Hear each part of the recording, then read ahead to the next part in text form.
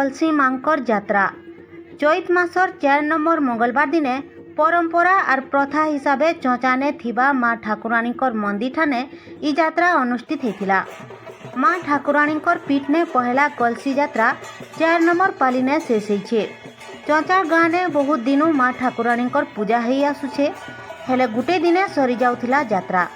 Ether पहला करी 3 दिन धरी करी ई यात्रा होइथिला।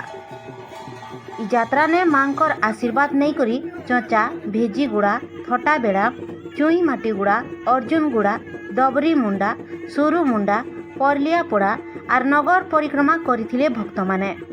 नगर परिक्रमा परे मंगलवार दिने मंदिर भीतर के प्रवेश करिछन माँ ठाकुराणी। 3 दिन धरी करी ई यात्रा अनुष्ठित हेतिबार बेले 3 दिन धरी करी सांस्कृतिक कार्यक्रम माने हेतिला। ब्यूरो रिपोर्ट, बिगुल टीवी।